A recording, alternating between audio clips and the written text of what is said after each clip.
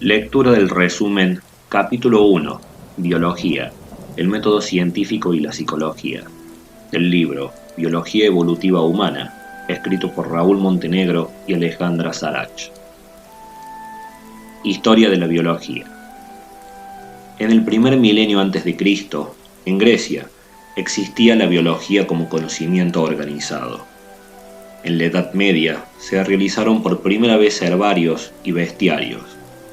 Hacia el Renacimiento se estudian las estructuras y funcionamiento de plantas, animales y humanos. En el siglo XVII, con el uso del microscopio, se descubren las bacterias y protistas. Recordar: las bacterias son células procariotas que no tienen núcleo, y las protistas son el reino y nombre que recibe el taxón del tipo de células eucariotas, que sí tienen núcleo. Hacia el siglo XVIII se utiliza el término biología y adquiere el estatus de ciencia en el siglo XIX, tomando como objeto de estudio a los seres vivos. Al ser una ciencia tan amplia, se crearon distintas ramas de especialidad. Son 9: botánica, zoología, embriología, citología, histología, fisiología, genética, taxonomía y ecología. La botánica estudia la diversidad vegetal, la zoología la diversidad animal, la embriología el desarrollo ontogénico del embrión, la citología estudia las células, la histología la estructura y función de los tejidos, la fisiología estudia las funciones vitales que conforman el cuerpo y sus mecanismos, la genética estudia la estructura, transmisión y expresión de los genes. La taxonomía se ocupa de la clasificación de los seres vivos, y la ecología estudia las relaciones de los seres vivos con su ambiente. Como ciencia que es la biología, utiliza de forma rigurosa el método científico, con el fin de definir y delinear la verdad, reduciendo al mínimo la posibilidad de errores. La secuencia del método científico. 5 pasos. 1.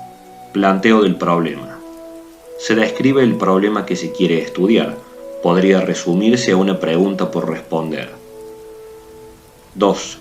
Recolección de datos previos. Consiste en la búsqueda de antecedentes al problema planteado.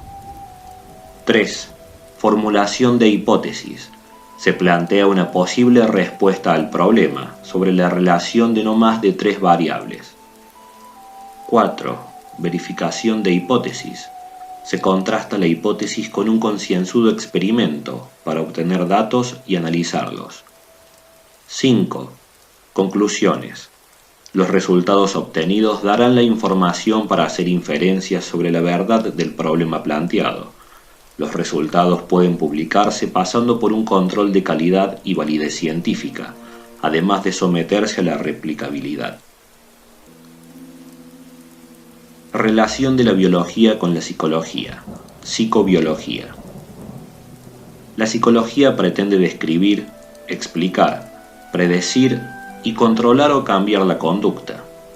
En la base de todo comportamiento y de sus alteraciones existe un sistema nervioso como estructura indispensable, fuente de la respuesta del individuo ante un estímulo, con la finalidad de adaptarse. Intervienen, por lo tanto, en el comportamiento componentes anatómicos y fisiológicos, quiero decir, estructuras y funciones de las partes del cuerpo, con su respectivo sistema químico y genético.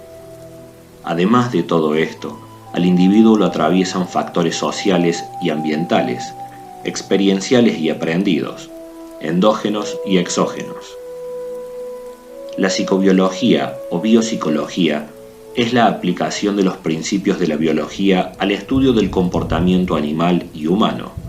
De perspectiva materialista, hace de su objeto de estudio a la conducta con su respectivo correlato cerebral o mental.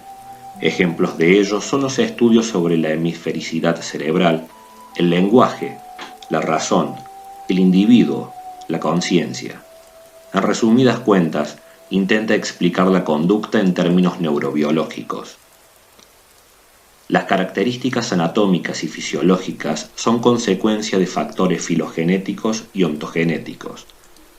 Los factores filogenéticos son aquellos que intervienen en la historia evolutiva de la especie, transmitida y heredada por los genes.